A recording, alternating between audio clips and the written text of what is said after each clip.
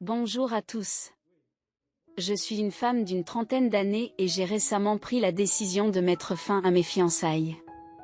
Vous avez peut-être entendu dire que le fait de rendre trop de services aux autres fait de vous un pigeon. J'ai appris cette leçon à mes dépens lorsque j'étais à l'école. Dès mon plus jeune âge, j'ai été considérée comme un énergumène. J'avais un sens unique de la mode, optant toujours pour des vêtements et des coiffures non conventionnelles. Je customisais souvent les vieux vêtements de mes amis, en les cousant dans différents styles, et je leur coupais même les cheveux à l'aide de ciseaux de coiffeur. Au début, mes choix de mode étaient perçus comme étranges, mais avec le temps, ils sont devenus une tendance. Mon père, un professeur, s'inquiétait beaucoup pour moi. Au lieu de me plonger dans les manuels scolaires, je vivais et respirais les célèbres magazines de mode étrangers. Cependant, ma mère était la personne qui prenait les décisions dans notre foyer et elle soutenait mes rêves. En fait, on peut dire que c'est d'elle que j'ai hérité mon talent. En regardant les vieilles photos de ma mère, il est difficile de croire qu'elle était une personne des années 60, car elle avait un sens de la mode très branché. Elle a même été brièvement mannequin pour un magazine alors qu'elle était à l'université. Bien qu'elle m'ait toujours encouragée à devenir styliste, elle avait une réserve. Mes études, mes parents avaient tous deux fréquenté l'université de Yale, et il était donc frustrant pour eux d'entendre leur fille unique déclarer qu'elle refusait d'aller à l'université. Je peux tout à fait comprendre leur point de vue. Cependant, dans mon cas, l'université n'était pas une priorité. « Suzanne, tu devrais quand même aller à l'université », disait ma mère. Elle pensait que seule une université pouvait apporter des leçons précieuses. En particulier dans le domaine de la mode. J'ai effectivement envisagé d'aller à l'université et j'ai reconnu qu'elle m'offrirait une formation formelle dans le domaine de la création de mode et de l'habillement. Cependant, j'ai choisi de ne pas enfermer ma singularité dans les restrictions d'une éducation structurée. En première année de lycée, j'ai commencé à vendre des vêtements d'occasion redessinés. Comme de plus en plus de gens s'intéressaient à mes créations, j'ai lancé un café en ligne sous mon propre nom. Mes parents ont été témoins de mon succès et ont fini par accepter et soutenir la poursuite de mes rêves. Parallèlement, lorsque j'ai obtenu mon diplôme de fin d'études secondaires, j'ai loué un bureau pour créer ma propre galerie marchande en ligne, où je pouvais vendre les vêtements que je créais moi-même. Au départ, je ne pensais pas faire de bénéfices, mais les 2 premières années, les pertes ont été si importantes que j'ai à peine pu couvrir le coût du matériel. Cependant, j'ai persévéré, me réaffirmant que ces luttes étaient des étapes essentielles pour atteindre mes rêves. 3 ans après l'ouverture de mon entreprise, j'ai enfin créé une robe de soirée époustouflante qui a attiré l'attention de tous. Ma galerie marchande a alors gagné en notoriété auprès de ceux qui recherchaient des modèles uniques et élégants. Le bouche à oreille s'est rapidement répandu, et ce qui n'était qu'1 ou 2 commandes par jour s'est rapidement transformé en une collection à guichet fermé. À l'âge de 25 ans, je suis devenu le PDG de la galerie marchande, à la tête d'une équipe de 15 employés. Pendant les 5 années qui ont suivi, je n'ai pas rencontré d'obstacles majeurs sur le chemin de la réussite. Je me suis plongé dans mon travail, consacrant chaque instant à la création de vêtements impeccables. Même en mangeant, j'emportais un carnet pour esquisser de nouvelles idées dans la salle de bain. Toute ma vingtaine a tourné autour du monde de la mode. À l'exception de la Fashion Week à laquelle j'assistais lors de mes voyages d'affaires, je n'ai jamais fait de voyage d'agrément et je n'ai jamais eu le temps de sortir avec quelqu'un. Néanmoins, je n'avais pas de regrets profonds, car la satisfaction de mon travail l'emportait sur mes désirs personnels. Bien sûr, de nombreuses personnes ont essayé de me proposer des rendez-vous, mais je les ai tous refusés.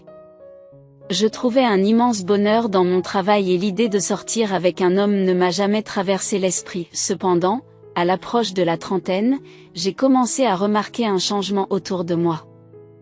Mes employés, qui avaient le même âge que moi, avaient déjà fondé des familles avec des enfants. Mes camarades de classe inondaient les médias sociaux de photos de leurs petits, alors que je ne m'étais jamais sentie seule ou que je n'avais jamais aspiré à un partenaire. La réalisation que je n'aurais peut-être jamais l'occasion d'entendre un enfant m'appeler maman a commencé à me peser. À partir de ce moment-là, j'ai décidé de me rendre à des rendez-vous à l'aveugle au moins 2 ou 3 fois par semaine, dans l'espoir de trouver le partenaire de ma vie. Cependant, malgré mes efforts, je n'arrivais pas à trouver quelqu'un avec qui je me sentais vraiment à l'aise. J'avais l'impression de faire fausse route, mais alors que j'étais sur le point d'abandonner, j'ai rencontré un homme différent de tous ceux que j'avais rencontrés. C'était une personne ordinaire, contrairement aux médecins et avocats accomplis que j'avais rencontrés lors de rendez-vous aveugles. Cependant, il y avait quelque chose en lui qui m'attirait. Contrairement aux autres, il m'a écouté attentivement et a fait preuve d'une véritable empathie à mon égard et à l'égard de mes expériences dans le monde des affaires extrêmement compétitif dans lequel j'évoluais depuis mes 20 ans. Ce n'était pas la seule fois qu'elle se rendait fréquemment au magasin et qu'elle se comportait de manière grossière avec les employés. Chaque fois qu'elle venait, elle ne payait jamais et prenait tous les nouveaux vêtements. Cela me mettait très mal à l'aise, j'étais très préoccupée par la question de savoir si je devais ou non vous en parler, même s'il s'agit de la sœur cadette de mon futur mari. Je n'ai pas pu contenir ma colère en apprenant qu'elle avait non seulement pris les vêtements sans les payer, mais qu'elle avait également traité mes employés de manière grossière. Cela ne m'a pas plu, alors je me suis approchée d'elle et je lui ai dit, « Amie, s'il te plaît, excuse-toi immédiatement auprès de Suzanne. » Étonnamment, elle a répondu en demandant, « Pourquoi devrais-je m'excuser auprès d'elle? Qu'est-ce que j'ai fait de mal ?»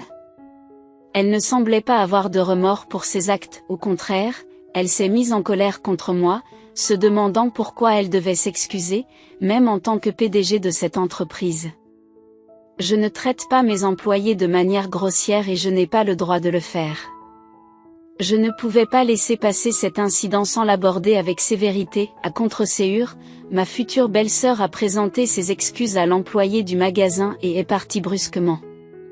Mon petit ami, qui avait dû être informé de l'incident, a eu une réaction inattendue. « Chérie, qu'as-tu dit à Amy aujourd'hui ?» Elle m'a dit qu'elle ne faisait que regarder les nouvelles lignes du magasin, mais tu l'as grondée. À ce moment-là, j'ai réalisé que la vérité avait été déformée en passant d'une personne à l'autre. Je n'arrivais pas à croire que ses paroles avaient été manipulées lorsqu'elle parlait à son frère. Cependant, j'ai ressenti le besoin de clarifier la situation afin d'éviter tout malentendu à l'avenir. J'ai expliqué toute la situation en disant: votre sœur a déformé la vérité. Elle était grossière avec mes employés et je l'ai confrontée à ce sujet. Si vous aviez été là, vous auriez fait la même chose à ma place. Pourtant, il a remis en question mes actions en demandant: comment as-tu pu la gronder devant tant de gens? Elle est rentrée à la maison en pleurant, et ma mère est également furieuse. Je ne comprenais pas pourquoi il n'écoutait que la version de sa sœur, d'autant plus qu'il avait l'habitude de me faire confiance et de me croire dans le passé. Cela m'a profondément blessée. Pour ajouter à ma détresse, ma future belle-mère m'a appelée pour me demander des explications. Suzanne, qu'as-tu dit à Amy pour qu'elle pleure autant? Est-ce si grave de lui offrir une tenue en tant que belle-sœur? Ces paroles laissaient entendre que si je traitais mal ma future belle-sœur, je la traiterais de la même façon après notre mariage. Je me suis sentie furieuse à l'intérieur, mais je ne voulais pas me battre avec ma future belle-mère, surtout à l'approche de notre mariage. J'ai donc pris du recul. C'était la première fois que je devais faire face à une situation aussi grave. Après avoir réfléchi, je me suis demandé si cette union matrimoniale était la bonne décision. Au fil du temps, mon agitation intérieure s'est intensifiée et le chaos s'est installé 40 jours avant le mariage. C'est ce bouleversement qui m'a conduit à mettre fin à nos fiançailles. Par coïncidence, cela s'est produit le jour de l'anniversaire de mon père, une date importante que j'aurais célébrée avant de me marier. Au cours d'un dîner familial, ma mère semblait hésiter et me regardait continuellement. Finalement, elle a trouvé le courage de parler. Suzanne, je ne sais pas si je dois te le dire, et cela me préoccupe beaucoup. Récemment, votre future belle-mère a reçu des implants dentaires dans notre hôpital, mais elle n'a toujours pas payé la procédure. Peut-être a-t-elle été préoccupée et a-t-elle simplement oublié de régler la facture? Dois-je l'appeler? Je me suis souvenu que j'avais recommandé la clinique dentaire de ma mère à ma future belle-mère lorsqu'elle cherchait un dentiste pour poser les implants. Toutefois, j'ai précisé que même si nous lui offrions une réduction importante, ce ne serait pas gratuit, étant donné qu'elle n'avait pas encore payé.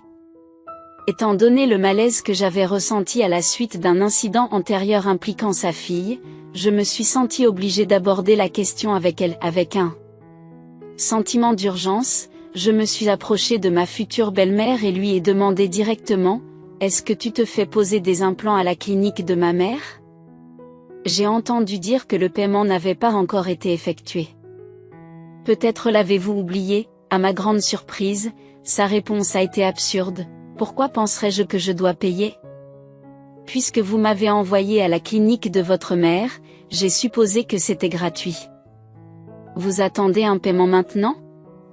Les gens riches peuvent être assez difficiles. Combien demandez-vous en ce moment? Furieuse, je m'apprêtais à laisser éclater ma frustration, mais ma mère est intervenue, m'a pris la main et m'a fait signe de m'arrêter.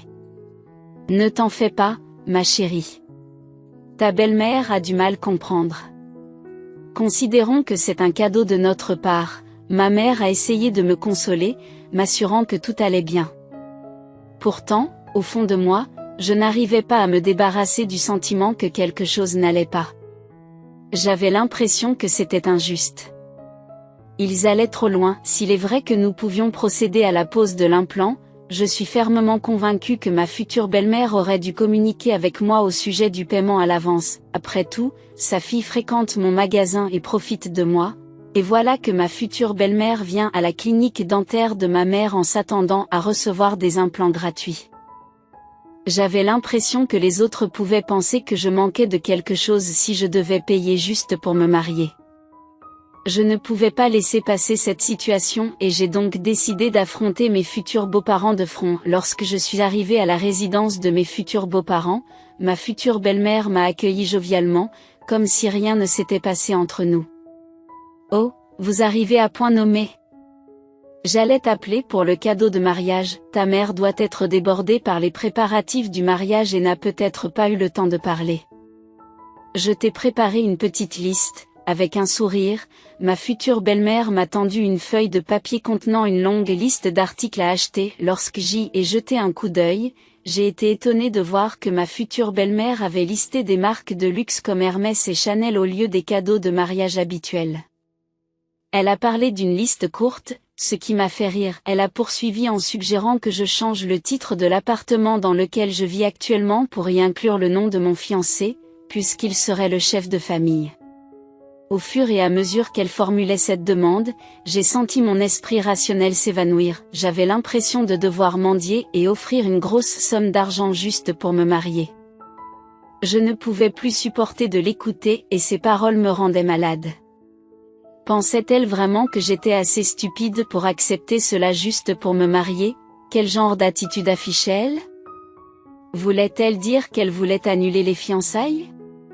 Ma future belle-mère semble décontenancée par ma réaction, ses yeux tremblent. À ce moment-là, mon fiancé, qui avait prétendu être trop occupé pour assister au dîner d'anniversaire de mon père à cause de son travail, est apparu à la porte de la chambre.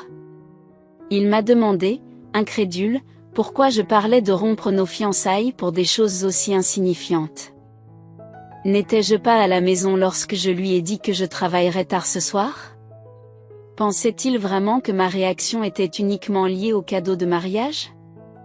Non, en fait, j'étais épuisée. Mon fiancé s'est rendu compte qu'il avait été pris en flagrant délit de mensonge et n'a pas pu continuer sa phrase. Savait-il que sa mère et sa sœur visitaient mon magasin presque tous les jours, prenant des vêtements sans les payer? J'ai essayé d'être compréhensif parce qu'ils allaient bientôt faire partie de la famille, mais comment ma future belle-mère pouvait-elle s'attendre à recevoir des soins gratuits dans la clinique dentaire appartenant à ma famille? Lorsque je lui en ai parlé, elle m'a regardé comme si elle était choquée. N'avais-je pas précisé plus tôt que je venais parce qu'elle me l'avait demandé? Naturellement, j'ai supposé que c'était gratuit. Comment aurais-je pu imaginer qu'ils feraient payer leurs propres beaux-parents? Je n'arrivais pas à croire à son audace. Je suis restée bouche bée. Dans mon raisonnement logique, je l'avais respectée en tant que future belle-mère, mais maintenant je ne pouvais pas comprendre ses intentions. J'avais clairement expliqué la réduction dont elle bénéficierait, alors de quoi parlait-elle? De plus, le 8 mars, elle est venue dans mon magasin avec ses amis et pourquoi n'a-t-elle pas payé les vêtements qu'elles avaient pris? Je ne traiterai plus avec vous à partir d'aujourd'hui. Par conséquent, je vous demande de me rendre les clés de ma voiture et de quitter le studio dans lequel vous résidez actuellement. En outre, j'attends de vous que vous me remboursiez l'argent que j'ai versé à l'origine, lorsque vous avez emménagé. C'est un peu comme le dicton qui dit qu'une personne fautive se met en colère contre ceux qui ne le sont pas. Malheureusement, vous avez failli devenir ma belle-mère, mais je vous demande maintenant de quitter ma maison. J'avais également l'intention de faire de même. Mais nous devons encore régler les factures en souffrance. Le montant total des implants et des vêtements s'élève à 3200 $, qui n'ont toujours pas été réglés. Veuillez transférer l'argent sur mon compte d'ici la semaine prochaine. Si vous ne le faites pas, je serai obligé de faire appel à la police. Considérez ce message comme ma mise en demeure. À ce moment-là, mon fiancé a compris qu'il allait tout perdre et s'est effondré sur le canapé. Ce fut également une prise de conscience pour ma future belle-mère, qui me supplia de rester, me promettant de payer les vêtements et les implants. Elle a dû perdre la tête en pensant qu'elle pourrait avoir une belle-fille riche, mais je suis déterminée à aller de l'avant et à oublier les événements d'aujourd'hui. Non, merci. Il est trop tard maintenant, j'ai enfin découvert la vérité sur vous tous, alors comment puis-je procéder à ce mariage? Vous n'avez pas besoin de vous excuser ou de changer votre façon de vivre, mais sachez que vous avez détruit la vie de votre fils. J'ai doucement retiré les mains de ma future belle-mère et j'ai quitté leur maison. J'ai ressenti une vague de dégoût en réalisant que j'avais presque vendu ma vie en bloc. C'est ainsi que je me suis débarrassé des parasites qui étaient attachés à moi et que j'ai émergé en tant qu'individu brillant. Être célibataire, c'est merveilleux, mais pour moi, travailler, c'est mieux. Cette expérience m'a permis de tirer une leçon précieuse. J'avais l'habitude de croire que donner sans condition était une forme d'amour, mais je comprends maintenant que certaines personnes profitent de cette générosité.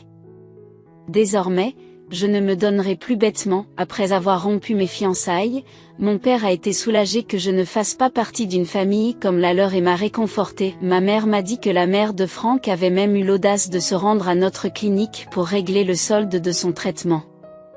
Malgré la fin des fiançailles, je devais encore faire face à son honnêteté. Mon désir de me marier a complètement disparu. J'en rêvais, j'observais mon entourage, mais je me rends compte aujourd'hui qu'il est trop tôt pour moi. À moins que le grand amour ne vienne à ma rencontre, je n'ai pas l'intention de poursuivre une relation avec un homme. Pour l'instant, je veux seulement aimer mon travail. Merci d'avoir pris le temps d'écouter mon histoire. Vos encouragements et vos commentaires judicieux dans la section des commentaires seront grandement appréciés. Aimer et s'abonner à ma chaîne me serait d'une grande aide. Je vous souhaite une excellente journée.